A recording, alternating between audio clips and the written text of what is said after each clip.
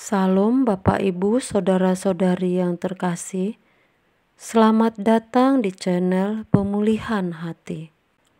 Mari kita mendengarkan renungan firman Tuhan yang berjudul Sadar Salah. Manusia itu seringkali hanya fokus kepada hal-hal yang di bumi ini. Kehidupan sebelum kubur. Mestinya fokus kita ada di balik kubur. Firman Tuhan mengingatkan bahwa manusia hidup bukan hanya dari roti. Ironis, banyak orang tidak sadar dan tidak mau peduli bahwa dirinya akan mati dan menghadapi kekekalan. Hari ini, banyak orang tidak mau ke gereja. Kalaupun ke gereja, mereka pergi hanya karena menjalani agama atau untuk mendapat pertolongan dan berkat. Masalahnya, banyak gereja yang hanya mengarahkan jemaat kepada berkat-berkat jasmani. Sambil gereja juga menarik uang kolekte, membangun gedung-gedung besar, atau secara terselubung memiliki rekening gendut. Bumi kita ini nanti akan jadi danau api. Maka kita mesti hanya menantikan langit baru, bumi baru. Kita hanya menunggu waktu. Apakah waktu kematian kita atau berakhirnya bumi ini? Tapi sering kita kehabisan kata untuk menjelaskan hal ini kepada orang-orang yang tidak peduli kekekalan. Jemaat, aktivis, bahkan pendeta. Apa buktinya kalau mereka tidak peduli? Buktinya, mereka masih berbuat jahat, menyakiti orang, menghakimi, berzina, dan lainnya. Mungkin di antara kita sudah mencapai tingkat pendidikan tertinggi, tetapi kalau ditinjau dari sekolah rohani, sekolah kehidupan, apakah kita sudah sampai pada tingkat memuaskan hati Allah?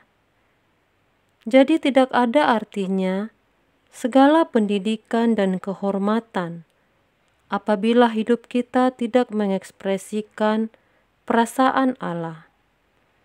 Jadi jangan sombong dengan gelar, kredibilitas, atau popularitas kita.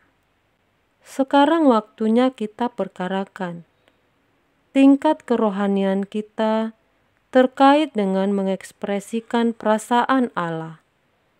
Sampai di mana?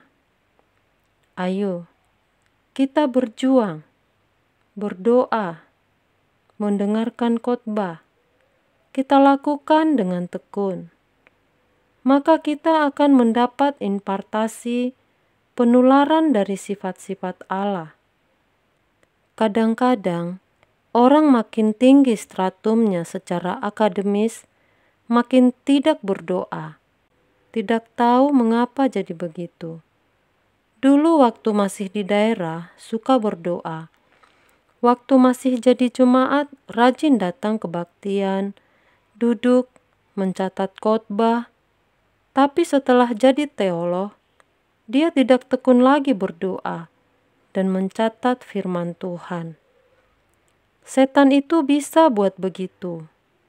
Jadi, jangan heran kalau di abad-abad pertengahan terjadi konflik dan perdebatan doktrin yang dianggap sesat itu bisa dibakar hidup-hidup, dikucilkan atau dibunuh.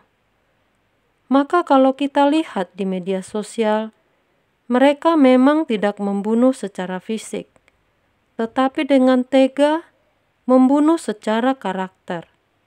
Masalahnya, kalau kita berdosa, hidup dalam dosa, Tuhan kadang-kadang diam. Kita sewenang-wenang dengan orang, kita menyerang orang lalu aman-aman saja. Nurani kita yang harus menyadari itu. Harus sadar dan kalau salah, kita bertobat dan minta ampun. Ucapan kita yang menyakiti orang, Kebiasaan-kebiasaan yang melukai orang kita lakukan seakan-akan aman-aman saja, seakan-akan Tuhan tidak terganggu karena kita tidak mau bertemu Tuhan. Kita akan sangat berbahagia ketika kita sadar bahwa kita salah atau meleset. Dan untuk itu, kita minta ampun dan memperbaiki diri. Pengampunan Tuhan itu luar biasa. Dia akan menyediakan pengampunan dan pemulihan sekaligus. Hidup kita yang 70-80 tahun ini harus menjadi momentum yang berharga. Dan ingat, 70-80 tahun umur hidup kita, bila dibandingkan kekekalan, itu tidak ada artinya. Jadi kalau kita manfaatkan waktu kita untuk bertemu Tuhan, nilainya tinggi sekali. Maka kita harus selalu menghayati bahwa kita ada di hadirat Allah 24 jam. Supaya kita ini selalu waspada. Ada kendit kamera. Ada kamera Tuhan yang tidak pernah mati. Dia selalu melihat kita. Maka berhati-hatilah atas setiap kata yang kita ucapkan, setiap kalimat di gadget kita. Jangan lakukan kecuali memang mau memberkati. Orang tua terhadap anak jaga mulut. Tidak boleh sembarangan mengutuk.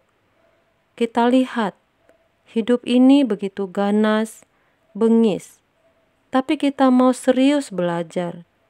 Kita semua tidak ada yang tidak punya salah. Jadi kita semua orang berdosa. Tapi Tuhan baik. Tuhan mengampuni. Tuhan melupakan dosa-dosa kita. Dan Tuhan menyertai kita. Kita harus terus melangkah walaupun jatuh bangun. Jangan menjadi lemah dan bermental blok. Jangan berpikir kita tidak bisa hidup suci karena melihat dunia sekitar begitu rusak, melihat diri sendiri jatuh bangun, salah terus. Kita jangan putus asa. Kita sama-sama punya kekurangan dan kelemahan. Sama-sama hidup dalam daging yang berkodrat dosa.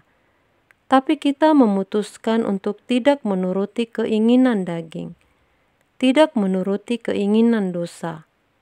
Kita hanya mau turuti kehendak Allah, dan kita berjuang untuk itu.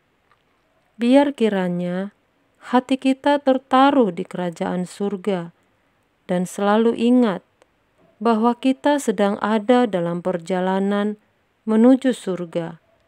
Dunia bukan rumah kita. Kita selalu sedang berkemas-kemas dan menuju kerajaan surga, yaitu rumah Allah Bapa. Jangan mengkhianati Tuhan dengan tidak merindukan kerajaan surga dan tidak merindukan perjumpaan dengan Tuhan Yesus, muka dengan muka nanti. Demikianlah renungan ini, kiranya dapat memberikan pencerahan bagi kita semua. Tuhan Yesus memberkati.